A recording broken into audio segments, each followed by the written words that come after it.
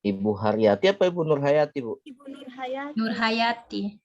Nur Hayati. Ibu Nur Hayati masih ada di dalam sini atau hanya gambarannya? Ada, Bu. Ada Ibu Nur Hayati. Ada tapi So, boleh kasih mati rekornya Ibu Karmila. Beta pause saja, Pak. Iya, dimatikan. Pak, Ya, nanti saya kalau pause matikan. berhenti, tapi kalau stop berhenti, tapi nanti akan terkonversi ketika Ibu keluar.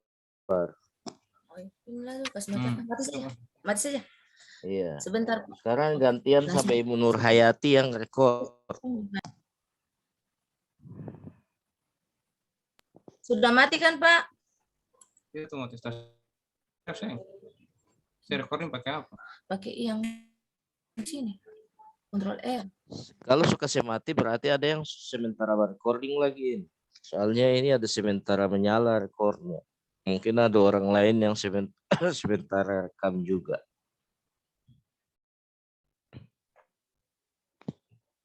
Kalau Ibu Karmila punya, saya boleh kasih mati.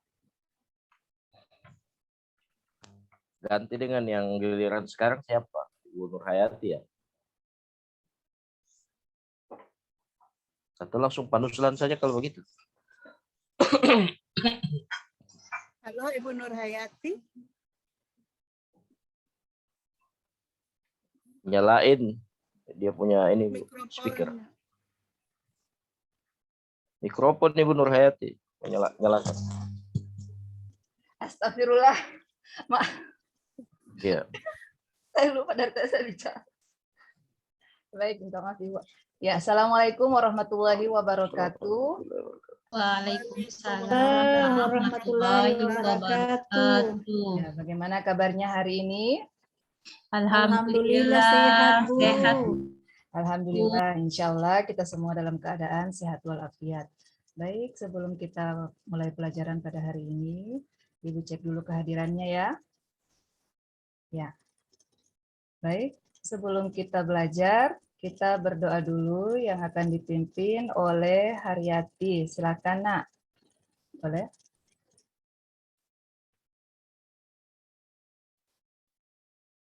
Haryati boleh pimpin doa?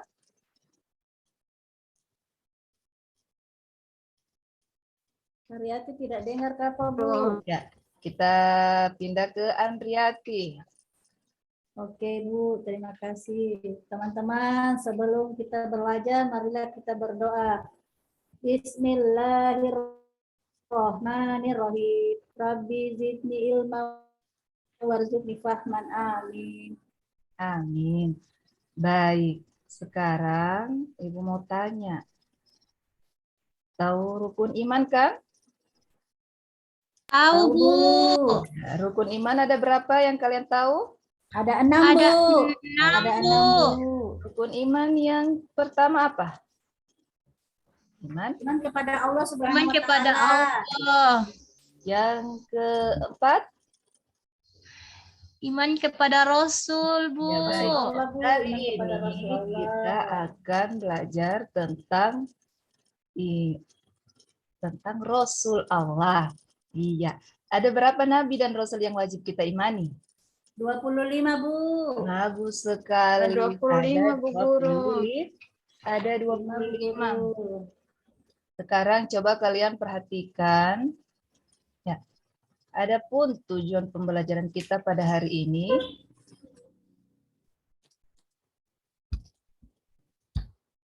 adalah yang pertama menguraikan kisah keteladanan Nabi Ilyas, yang kedua mengumpulkan mukjizat Nabi Ilyas, selanjutnya menjelaskan kisah keteladanan Nabi Ilyas, yang selanjutnya mempraktekkan perilaku terpuji dari keteladanan Nabi Ilyas. Baik, model pembelajaran kita adalah project based learning, metodenya index card match, yang mana di sini kita akan memasangkan kartu. Jadi, Ibu akan buatkan kelompok, dan Ibu akan bagi kartu yang mana nanti kartunya itu terdiri atas soal dengan jawaban. Jadi, nanti kalian pasangkan kartunya. Bisa? Insya Allah, Bu. Iya. Baik, Ibu akan bagi kelompok, 3 kelompok. Karena di sini ada 15 orang, silahkan berhitung 1 sampai 5. 1, 2, 3, 4, 5 sampai di Sartina. Sartina ketua kelompok, menjadi ketua kelompoknya ya. 1, Siap, 2, Bu. 3, 4, 5. Kelompok 2 Carmela Said yang jadi ketua kelompoknya. Baik, selanjutnya 1, 2, 3, 4, 5 Andriati yang jadi ketua kelompoknya. Ya, Bu. Nah, kemudian sudah, silakan bersama dengan kelompoknya masing-masing.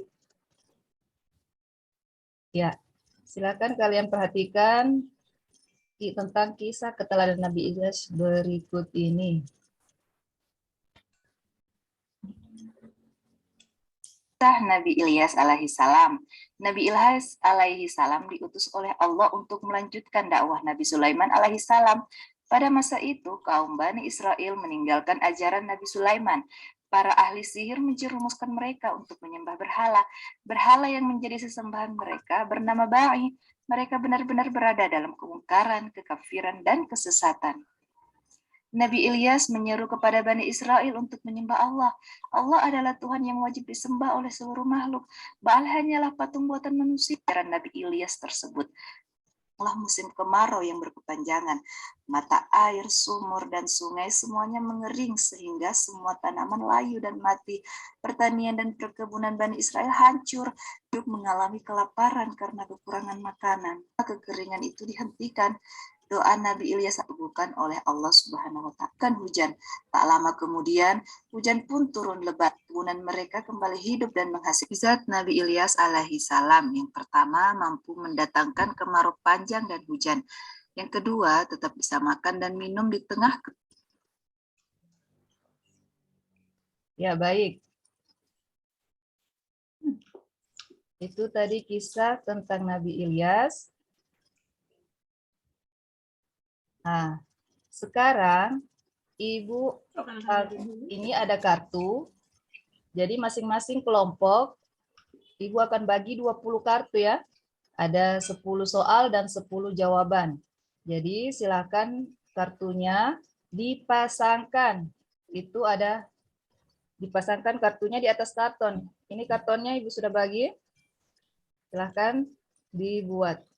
Ibu kasih waktu selama 2 menit, 5 menit.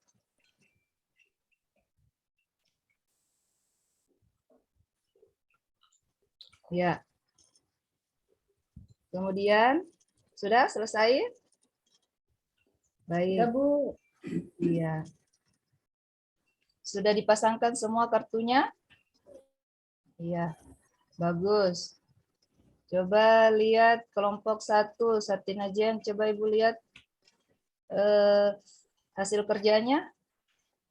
Ya, bagus. Sudah. Ya, sudah cocok antara soal dan jawaban. Kalau kelompok 2, ya bagus, sudah cocok antara soal dan jawabannya. Begitu juga dengan kelompok 3. Ya, baik. Adapun mukjizat Nabi Ilyas itu adalah mampu mendatangkan kemarau panjang dan hujan. Baru tetap bisa makan dan minum di tengah kemarau panjang. Kemudian dapat menyembuhkan penyakit Nabi Ilyas yang sangat parah. Ya, keteladanan Nabi Ilyas, yang patut kita teladani adalah yang pertama teguh pendirian. Teguh pendirian. Jadi pendirian itu perlu dimiliki oleh setiap orang, terutama untuk menegakkan kebenaran. Orang yang teguh pendirian tidak mudah menyerah meskipun menghadapi rintangan, dia tidak akan mundur. Ketika mengejar cita-cita, jadi kamu harus teguh pendirian. Jadi belajarlah dengan rajin dan tekun. Kemudian yang kedua adalah tidak pernah putus asa. Dalam mengejar cita-cita, kita tidak boleh putus asa. Terkadang kita bosan belajar setiap hari atau merasa malas karena ada PR setiap hari. Ya, ini tidak boleh terjadi. Bosan dan malas adalah tanda-tanda sikap putus asa. Orang yang mudah putus asa hidupnya tidak akan sukses. Jadi hambatan itu harus membuat kita kuat, bukan menjadikan kita lemah. Jadi banyak-banyaklah berdoa kepada Allah supaya dihindarkan dari sifat malas. Ya, baik. Sekarang di sini ada LKPD-nya. Silakan kalian kerjakan untuk mengetes kemampuan pengetahuan kalian. Silakan dikerjakan. Ibu kasih waktu selama 5 menit. Sudah selesai? Sudah, Bu. Selesai, silahkan dikumpul. Bagus. Ya. Setelah Ibu analisis semua hasil belajarnya ini, hampir semua rata-rata, alhamdulillah, sudah. Ya, sudah ada yang dapat 100, ada yang dapat 80, ya bagus. Ya, baik anak-anakku sekalian. Ya, demikian materi kita pada hari ini. Untuk selanjutnya, ya, untuk minggu depan kita masuk di materi baru ya lagi ya, tentang kisah keteladanan Nabi Sulaiman. Jadi untuk hari ini belum ada tugas, ya, dan kita tutup materi kita pada hari ini dengan membaca doa yang dipimpin oleh Sartina Jen. Silakan, Nak. Bismillahirrahmanirrahim. Wal as innal insana lafi khusr illal ladzina amanu wa amilus solihati wa tawasaw bil haqqi wa tawasaw bis sabr. Terima kasih. Ya, sebelum kita tutup, ya, kita tutup materi kita pada hari ini dengan mengucapkan Alhamdulillahirabbil Alhamdulillahirabbil alamin. Terima kasih atas perhatiannya. Jangan lupa belajar ya. Ya. Wabillahi taufiq wal hidayah. Assalamualaikum warahmatullahi wabarakatuh. Waalaikumsalam warahmatullahi wabarakatuh. Ya, terima kasih Bu Nur Hayati. Selamat Ibu Nur Hayati telah mempraktikkan pembelajaran di kelas. Sekalipun terkesan di kami, Ibu yang membacakan terus materi. Ya, terkait proses pembelajaran Ibu tadi di kelas, saya ingin menanyakan apakah Ibu memilih model K13, model pembelajaran K13 atau tidak? Model pembelajaran K13, Ibu. Ya, modelnya, PJBL. model pembelajarannya, PJBL, Ibu. ya, PJBL. PJBL. PBL. Ya, Ya, Ibu Nur, iya Ibu. model pembelajaran Project P, Basic Learning. proyek, Iya, berbasis proyek. iya Ibu. Kalau saya melihat tadi, Ibu bisa menceritakan di mana letak model pembelajarannya, Bu? Boleh saya lihat, saya punya RPP Ibu ya. Silakan. Di sini saya sudah, Saat proses tadi, Bu, saat proses tadi, iya. saya tidak melihat model pembelajarannya nampak pada proses tadi, Bu. Dalam proses tadi. Iya. Di sini Ibu tahap mendesain perencanaan proyek itu kan dalam sintaknya yang kedua di model PJBL. Di situ guru membuat kartu sebanyak jumlah peserta didik atau membuat 20 buah kartu. Jadi di situ ada 10-10 yang berisi jawaban dan pertanyaan. Nah, di situ peserta didik Ibu yang memasangkan atau menjodohkan kartu-kartu tadi itu Ibu. Ya, pertanyaan saya, apakah Ibu laksanakan tadi waktu diproses? Sepertinya saya merasa saya melaksanakan Ibu, karena saya ada bilang tadi ya, saya ada bilang silakan nanti model pembelajaran kita pada hari ini adalah ini, kemudian dengan metodenya ini index card match, yang mana kalian akan memasangkan kartu. Jadi Ibu akan bagikan kartu. Ibu akan bagikan iya.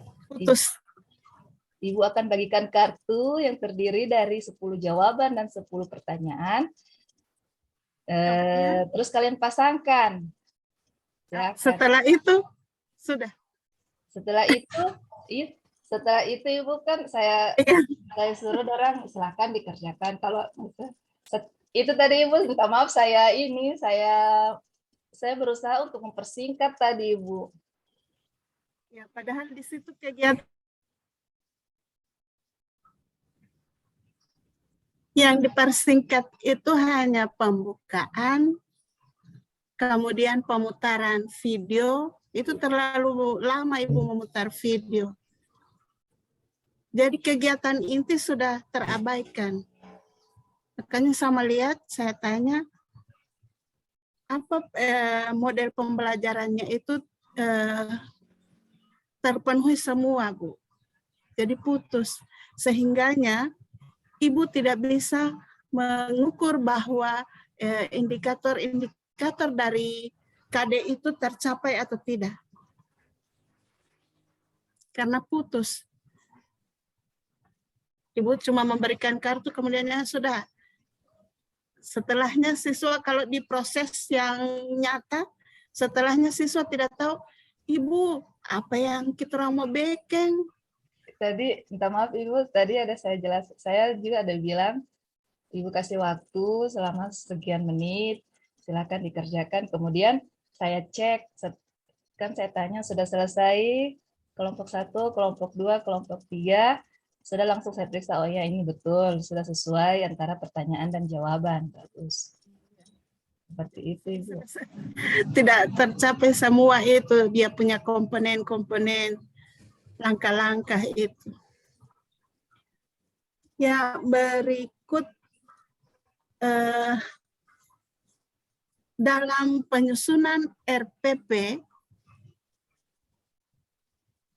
Ibu menyusun RPP, maka sumber-sumber dari pemenuhan penyusunan RPP itu Ibu ambil dari mana? Untuk pemenuhan ada RPP itu Ibu, sebagian saya ambil dari buku, ada yang dari buku, kemudian juga dengan seperti DP model-model itu, model-model pembelajaran itu, sintak-sintak.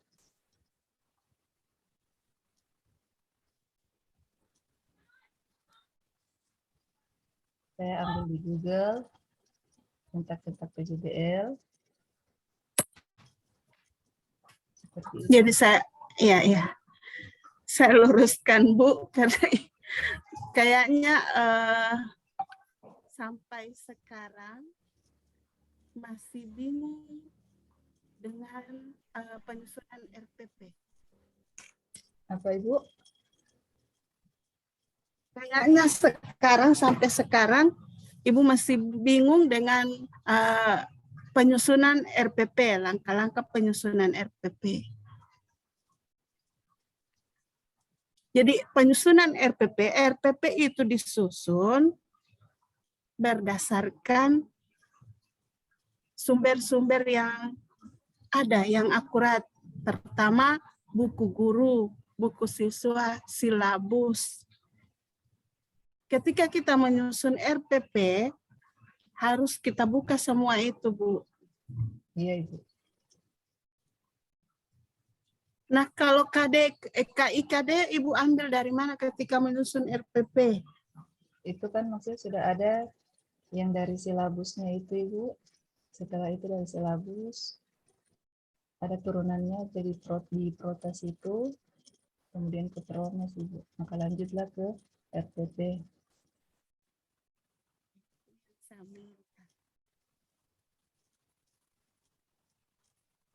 Untuk selanjutnya saya Saya tidak ada yang Bergabung Pak Prof. Ya. Ya, alhamdulillah bergabung ulang. Ya, selanjutnya saya berikan kesempatan kepada Pak Prof untuk memberikan pertanyaan terkait ujian komprehensifnya Ibu Nur. Sekalipun Pak Prof tidak sempat melihat, mendengar saat Ibu Nur Hayati proses praktik pembelajaran, tetapi ada komponen-komponen atau indikator-indikator soal lain yang Pak Prof bisa berikan kepada Ibu Nur Hayati. Silakan Pak Prof. Oke, terima kasih Ibu Guru Papung. Ibu Nur Hayati. siapa? Pertanyaan saya Ibu Nur. Ketika Ibu Nur menyusun bahan ajar, kira-kira langkah menyusun bahan ajar itu bagaimana? Atau bagaimanakah Ibu Nur menyusun pengembangan bahan ajar di RPP yang sudah dipaparkan atau sudah dipraktikkan tadi? Silakan Ibu Nur Hayati. Iya. Adapun menurut saya ini Pak, dalam Iya, menurut Ibu Nur Hayati, tidak boleh menurut yang lain.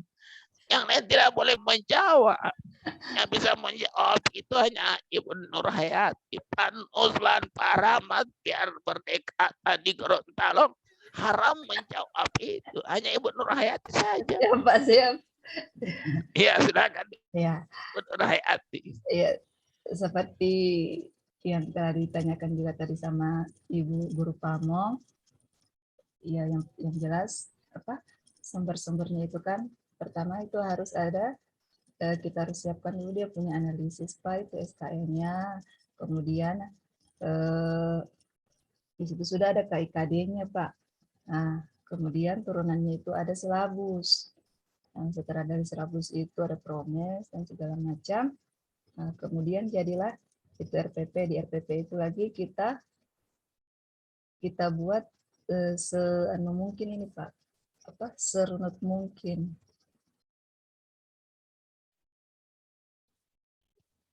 Ya, oke Ibu Guru yang baik, Ibu Nur Hayati sebagai peserta PPG. Sebenarnya dalam pengembangan bahan ajar itu harus ada ide-ide baru dari Ibu sebagai mahasiswa. Jadi harus tampilkan ide-ide itu. Ada hal yang belum ada di buku misalnya, belum ada di video, belum ada di rekaman-rekaman apa saja. Tapi Ibu bisa mampu untuk membuat hal dalam pengembangan bahan ajar. Di dunia pendidikan ini kan penting sekali. Guru harus lebih kreatif, guru harus berinovasi, ya. Dan inovasinya itu adalah sesuatu yang bermakna yang dapat dimanfaatkan oleh siapapun. Saya kira itu pertanyaan saya yang pertama. Yang terakhir, Ibu Nur Hayati, di dalam pembelajaran materi-materi pedagogis,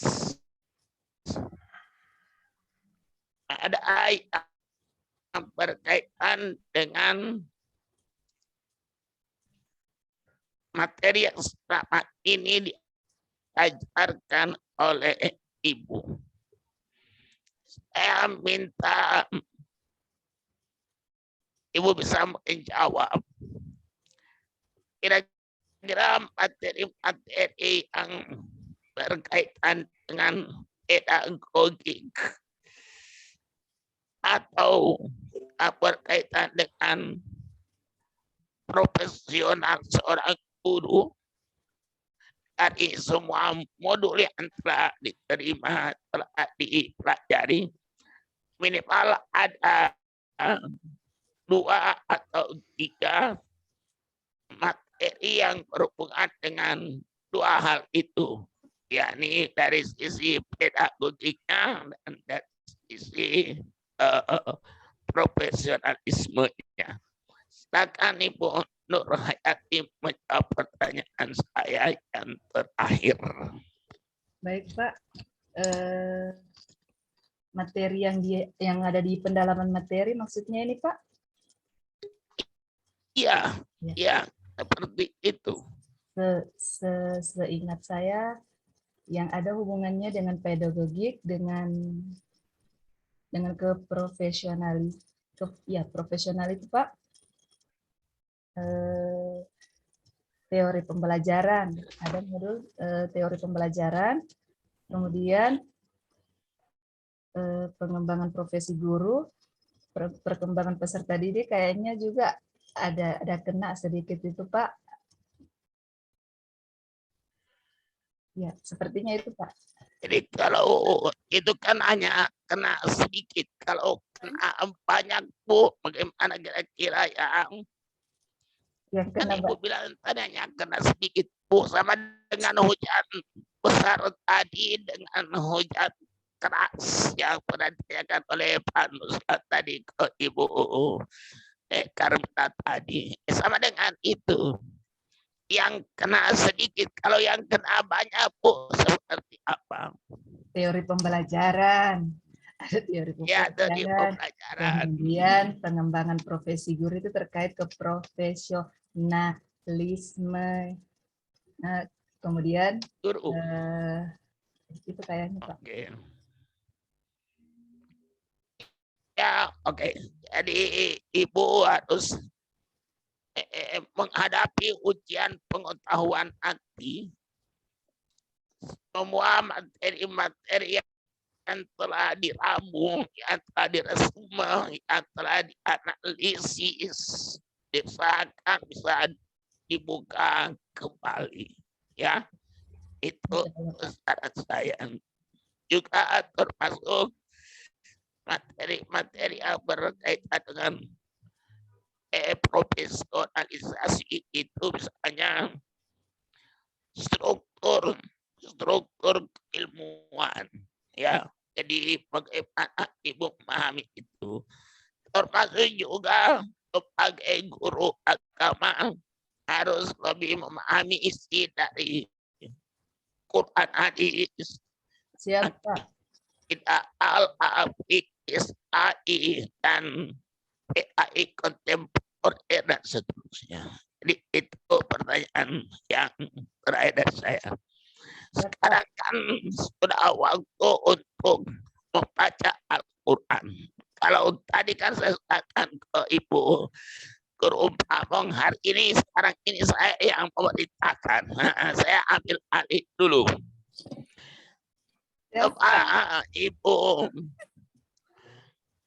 Ibu Nur Hayati. Hadir siapa? Ya, ada Al-Quran di situ. Ada Pak. Ada, coba buka surat ke-37. Surat 37. Iya, surat ke-37. Kemudian baca. Setelah dibuka, baca sama dengan chatting itu, setelah buka, baca, tidak lanjuti, implementasikan, dan balas. Kan begitu catatan saya ketika jadi setelah dibuka, baca. Jangan dibuka-buka terus. saya pikir Bapak mau tentukan berapa yang saya baca Pak. Itu saya suruh baca surat ke-37. Jadi buka surat ke-37 dan silakan Ibu membacanya. Ya. Kalau perlu dengan lagu, boleh lagu kayak boleh lagu nahwan, boleh lagu hijaz, boleh ros. Ya pokoknya berbagai macam lagu itu silakan Ibu Nur Hayati tampilkan di depan teman-teman dan depan grup kamu. Silakan Ibu Nur. Ya Pak, terima kasih Pak. A'udzu billahi minasyaitonir rajim. Bismillahirrahmanirrahim. Was-saffati saffa, faz-zajirati zajra, wat-taliyati dzikra. Oke, sudah cukup. Pertanyaan saya Ibu Nur Hayati. Mengapa Al-Quran itu ketika kita membacanya dimulai dengan ta'awuz? Kenapa dimulai dengan ta'awuz? Ya, kenapa harus dimulai dengan ta'awuz dibandingkan dengan pekerjaan lain? Bismillahirrahmanirrahim. Oke, tapi tadi kan dimulai dengan ta'awuz. Kenapa? Ya. Kalau menurut saya Pak, kenapa harus dimulai dengan ta'awuz? Ta'awuz itu sendiri kan artinya a'udzubillahi minasyaitonirrajim. Aku berlindung kepada Allah supaya dihindari dari godaan setan, Pak. Jadi supaya kita dalam membaca Al-Quran ini betul-betul kita fokus di sini, Pak. Supaya maksudnya tidak ada gangguan-gangguan apa begitu. Bukan. Iya, oke. Jadi memang supaya kita tidak terganggu oleh setan. Termasuk ini Pak Nuzlan dengan Pak Rahmat itu setan besar di sini dia. Alhamdulillah tadi sudah dimulai dengan ta'awuz sehingga mereka diam itu. Oke, saya kembalikan ke Ibu Guru Pamong menentukan penggalan ayat atau surat yang akan ditulis oleh Ibu Nur Hayati. Silakan Ibu Rahmawati Petaya FPD. Ya, terima kasih Pak Prof. Ibu Nur, Siap, Bu. tolong tuliskan As-Saffat ayat 1. Mantap. Tapi jangan buka Quran, jangan buka PE. Oh, jangan buka Quran, Pak. Siap. Iya kan, sama dengan Ibu Andriati tadi surat berapa ayat berapa disuruh tulis dia suruh buka. Ya silakan. Ya. Siap, Pak. Oke. Jangan, kan sudah dibaca tadi, sekarang diimplementasikan dalam artian disuruh tulis tapi tutup Qurannya. Oke. Ibu Andriati Bahoba. Iya, Ibu Andriati ini kuat Bahoba. Abe. Iya, mantap. Sudah, Ya, Ibu. siapa jangan sampai cuma dia hoba-hoba di Al-Quran tadi. Apa ya, Pak? Jangan sampai Ibu Nur Hayati sempat lihat-lihat Al-Quran. Baru itu ditulis, baru diperlihatkan. Ih, saya tidak lihat, Pak. Cuma waktu Oh, tidak lihat. Oke. Alhamdulillah berarti tidak ada setan di situ. Karena Ibu Hayati sudah menulis. Kalau Bapak uji saya sekarang, apa yang sama tulis? Menantang. Menantang Ibu Nur Hayati tahu. Oke, terima kasih. Saya kembalikan ke Ibu Guru Pamong. Ampun, Pak. Ya, terima kasih. Selanjutnya langsung saja Pak. Iya, langsung Bu. Ada tuan. Terima kasih, Ya. Bu, Pak. Terima kasih. Selanjutnya